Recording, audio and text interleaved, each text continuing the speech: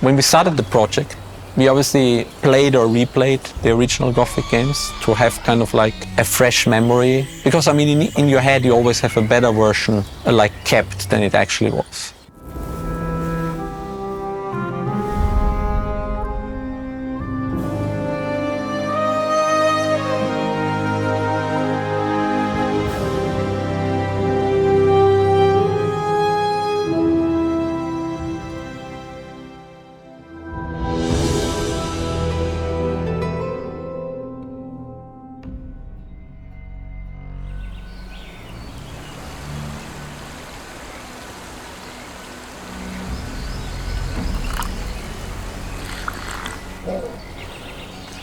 Every team member of the art team got like an art book of Gothic 3, which was the most complete documentation of a type of Gothic game in terms of art. So that was also a good reference point with a lot of the designs and art that we could always go back to. Another thing that I love of the original games in terms of art, it's how easy it was for them to create memorable characters and memorable landmarks. First level that in which we were working back in the days was the ancient monastery. In the original game was like was a pretty empty space, and we tried to give it a twist in order to make it more interesting, and I think that after a few iterations we got it. And the other one that was a very challenging task was the Sleeper Temple, a very big temple with a lot of spaces, rooms, shrines. Estoy especialmente orgullosa de cómo quedó la Torre Shardas y que creo que fue bastante complicado también llevárnoslo a nuestro terreno. Creo que es bastante especial cómo ha quedado y siempre recordaré pues, todo el proceso que hemos hecho para llegar a unas referencias nuevas, interesantes, a interpretar todo el original, añadir más contenido a todo ese escenario, esa zona, y creo que está muy chulo. I'm sure we all come up with a very big list of pretty memorable places we want to visit again and we recognize. And the same with characters. I mean, you have Diego, Gorn, Shardas, Raven, Gomez. I mean, there's a very pretty big list of memorable people. Our main inspiration was obviously the visuals of the old one, because there was a lot of fine detail in there, although it was just 512 by 512. Or even lower. So we tried to extract that and read that. So we categorized the characters in tier A, tier B, and tier C. So tier A is like the full-on like main story NPCs that are like super critical for the main stories that you interact with a lot. And for us, it was also very important that every phase need to be unique and like also feature a certain level of detail. When you have some original material, I mean, you have like a starting point, but that means that you need to get creative in doing something new and adapting it to something that feels more real. So I'd say like it was really fun having the original and also seeing what the fans had interpreted this character to look like through the years. You know, we looked at a lot of fan art and a lot of cosplays and everything to redesign these characters. When we talked with Alkimia Interactive team, there was a need for around 60 story important characters. Besides that, there was also a need for a couple of hundred unique NPC characters. That was a major challenge, to create that number of characters within a time and budget constraints. To address this, we created our own tool called Maestro, which allows us to mix and match faces, armor items, wardrobe items, hairs, textures, anything. I mean, we did all the tier A characters pretty early. The other characters got assembled pretty late in the development, and then we realized, okay, we need certain additional features for making characters more unique. So for example, the characters in the Storm Camp, they all have unique tattoos. We worked with a professional tattoo artist to come up with a clear visual language and also what sort of meaning these tattoos could bring. We really tried to emphasize tiny details. We were getting concept images, 2D concept images from Alkimia Interactive with detailed description of the characters, and from there we created 3D models and rigs for those characters. A big focus of ours was to create those characters to be super optimized. So we ended up creating a system for Unreal Engine that provides twice the FPS than traditional engine evaluation. In short, players will have more FPS. Y luego cuando empezamos con los humanos, las faciales de los humanos sí que los externalizamos en una empresa de outsourcing con G21 y nosotros hacemos como todo el rig corporal y luego agregamos todo el rig facial. Entonces, para combinar y hacer todos los diferentes tipos de personajes, pues utilizamos un programa que se llama Mutable, que está un poco en desarrollo, entonces pues bueno, es un reto de ir aprendiendo y evolucionando con el programa, pero este nos ayuda a poder hacer cualquier cambio de ropa y de cabeza que queramos en tiempo real.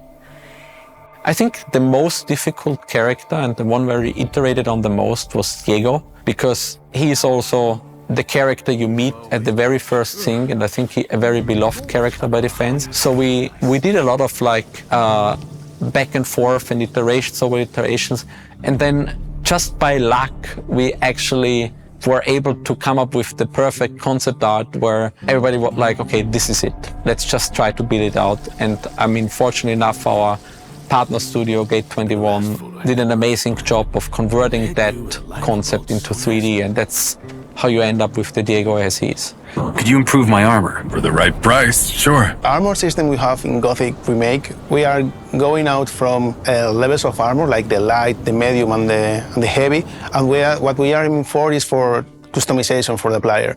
So the idea is you get the armor for your camp and you can improve it, but not just in a visual way, also giving your different defense for different elements. So for example, you can be a rogue and go to talk with Wolf and ask him to, okay, let's improve this armor or change the visuals to have this kind of scarf or wolf fur. But it's not just also a visual things, also give you more for example, point defense for arrows, or more falling defense for move quickly for the war. In the original, it was like every guild had like 2 or 3 armors that were always the same.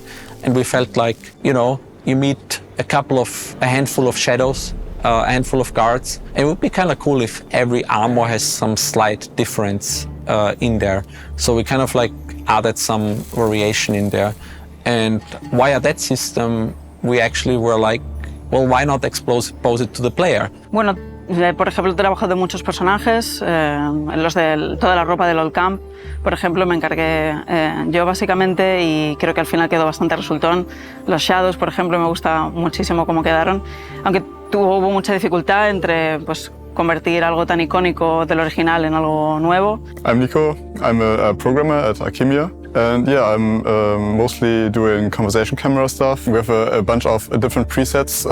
Those are basically the shots of the camera. We have different kinds of checks, like we have a big list of all possible presets. So the camera isn't like bugging into a wall or into another character, for example. There are a bunch of different checks. The camera knows, like we make a raycast into the wall. Is there something?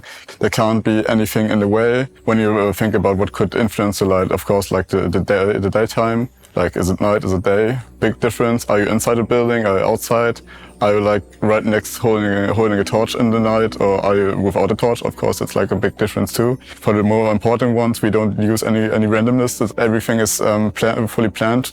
So the designers can like drag the camera where they want, to the lighting where they want, and like press a button so to export it. But they can, in the tool we have, for example, there's like one important conversation, and they can say this line, this one specifically should have this shot.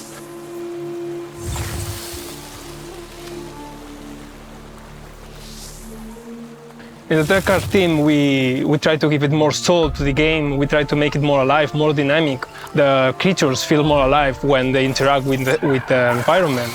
Also, we take care of the climate changes, such as in the swamp camp, there are this fog environment, feeling the environment so reactive towards what is going on. And to see that the creatures actually live in their own and interact with the system. The fans, they only have seen the tip of the iceberg of everything we have ready for them. In other words, the color, the intensity of the sun, the cloud cover, the rain, the chances of a storm breaking out, the varying intensity of rainfall, the waves growing stronger during storms, lighting striking the sky and illuminating the night, or even the fog lingering after a storm. So many factors affect the lighting and the overall look of the game that controlling them while staying true to our artistic direction, you know, the Baroque, has been a major challenge. El departamento de animación siempre hemos querido mantener la esencia del juego original. Entonces, para nosotros este ha sido realmente un objetivo y hemos tenido que ir con mucho cuidado de hacer animaciones adaptadas a los tiempos de ahora, que son más realistas probablemente, pero manteniendo la esencia del original. Main challenges, I think, of the game basically is to make the movement so responsive and connect the responsiveness of the player wants. And this is the kind of things that animation programming is really important, because you want them to give the sensation that they have full control of the actions and also do cool stuff. And for example, some technology that we are using right now that is motion matching. Using motion matching basically allows us to have a huge amount of animations and blend between all of them, and that will give us more natural transitions between all of them. En humanos, por ejemplo, estamos usando más el estilo de animación con traje de captura de movimiento, concretamente con un sistema que se llama Xsense, y realmente estamos consiguiendo resultados muy interesantes, pero con las criaturas, en cambio, hacemos más animación post-to-pose, y eso también nos permite un poco más innovar y salirnos un poco más de lo que es la realidad, ¿no? Y entonces cada uno de ellos tiene su gracia. El tema de animación, claro, estás creando vida, entonces es muy guay cuando ves personajes que se están moviendo con la personalidad que tú querías, que están haciendo todos los movimientos que querías que hiciera, y verlo, ¿no? En el juego, como en este caso en el juego, en el environment, cómo recorre los lugares. Y no solo los personajes, ¿no? Todas las criaturas, todo lo que tenga vida es especial. Realmente me está gustando mucho cómo estamos llevando las cinemáticas, creo que están quedando muy interesantes, porque es un momento en que en el animador en el videojuego tenemos que hacer animaciones muy específicas, ¿no? De un tiempo muy concreto y unas acciones muy concretas, con un tiempo muy justo. En cambio, las cinemáticas nos permite al animador explayarnos más y hacer animaciones un poco más libres y a veces más épicos e innumerables. It's clear that they are a very vocal community. I think we are taking some decisions to get closer and closer to the way they see the game and the way we actually see the game.